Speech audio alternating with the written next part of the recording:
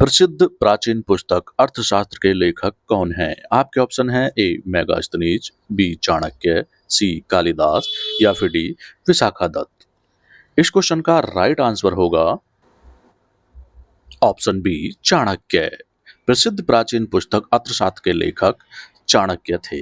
तो आपका अगला क्वेश्चन होगा, भारत का सबसे बड़ा कॉफी उत्पादक राज्य कौन सा है? आपके ऑप्शन हैं ए केरल, बी तमिलनाडु, सी कर्नाटक या फिर डी आंध्र प्रदेश। इसका राइट आंसर होगा ऑप्शन सी कर्नाटक। दोस्तों, भारत का सबसे बड़ा कॉफी उत्पादक राज्य कर्नाटक है। तो आपका अगला दिमागी क्वेश्चन होगा, मानव शरीर की सबसे लंबी और बड़ी हड्डी कौन सी है? आपके ऑप्शन हैं a femur, b stapes, c tibia या फिर डी ह्यूमन रस।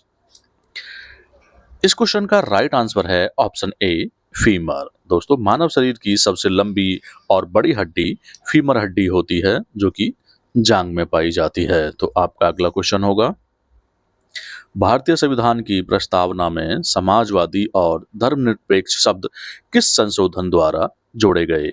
आपके ऑप्शन होंगे ए 42वां संशोधन, बी 44वां संशोधन, सी 52वां संशोधन या फिर डी 86वां संशोधन। इसका राइट आंसर होगा ऑप्शन ए 42वां संशोधन।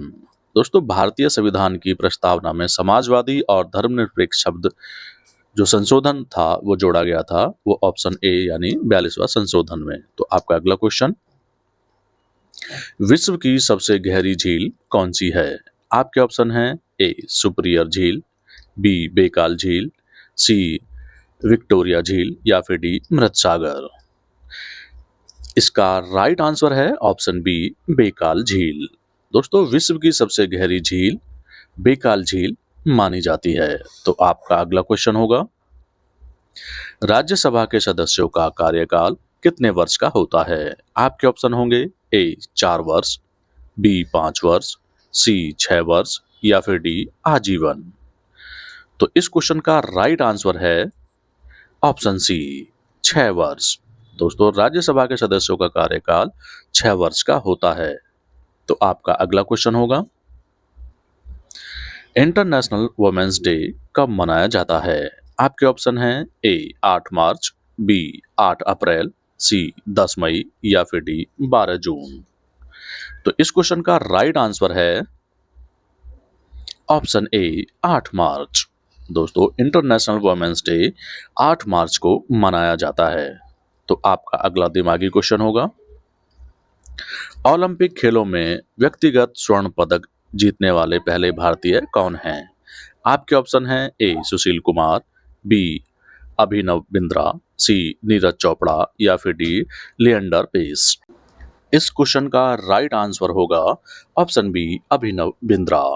दोस्तों, ओलंपिक खेलों में व्यक्तिगत स्वर्ण पदक जीतने वाले अभिनव बिंद्रा भारतीय थे। तो आपका अगला क्वेश्चन, विटामिन सी का रासायनिक नाम क्या है? आपके ऑप्शन हैं A citric acid, B ascorbic acid, C tartaric acid या फिर डी लैक्टिक एसिड।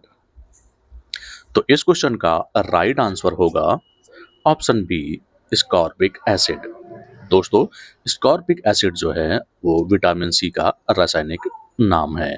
तो आपका अगला क्वेश्चन होगा, दिल्ली सल्तनत में मुगल वंश की स्थापना किसने की थी? आपके ऑप्शन हैं ए इल्तुतमिश, बी कुतुबुद्दीन ऐबक, सी रजिया सुल्तान या फिर डी बलबन।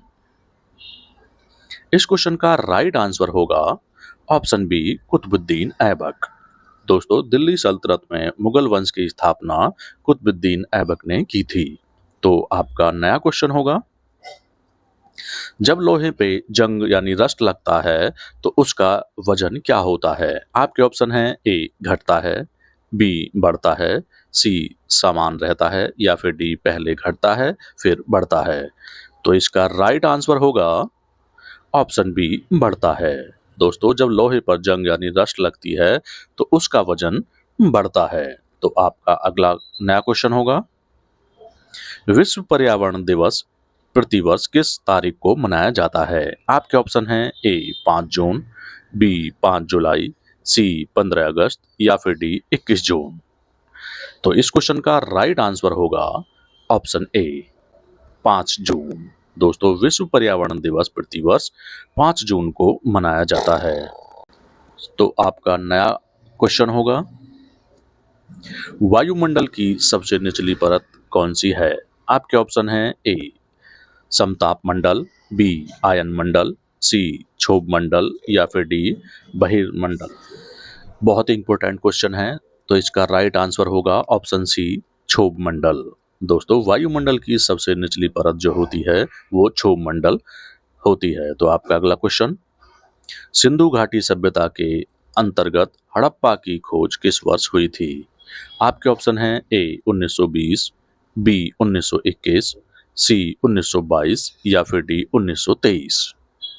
तो इस क्वेश्चन का राइट आंसर होगा ऑप्शन बी 1921। दोस्तों, सिंधु घाटी सभ्यता अंतर्गत हड़प्पा की खोज 1921 में की गई थी।